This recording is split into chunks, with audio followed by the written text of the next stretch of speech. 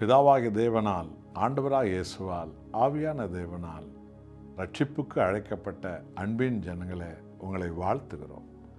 யோபின் புஸ்தகம் 22ஆம் அதிகாரம் 23வது வசனத்தை வாசித்து பாருங்கள். நீர் சர்வ வல்லவரிடத்தில் மனம் திரும்பினால் திரும்பவும் கட்டப்படுவீர், அக்கிரமத்தை உமது கூடாரத்துக்கு தூரமாக்குவீர்.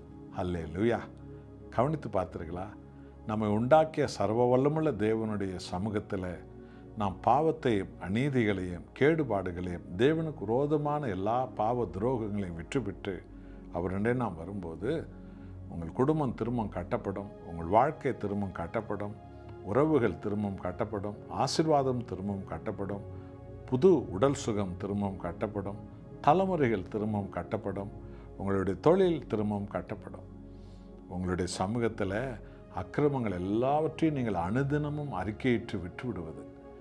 பாம்பு வீட்டுக்குள் நுழைந்தால் அதை அடித்து தூக்கி எரித்து விடுவது போல பாவமானும் பாம்பு வாழ்க்கை என்னும் குடும்பங்களில் உங்களுடைய ஆவிக்குரிய ஜீவங்களை நுழையாதபடி அந்த பாம்பை இயேசு இரத்தத்தால் அடித்து விடுவது, பாவத்தை விற்று விடுவது.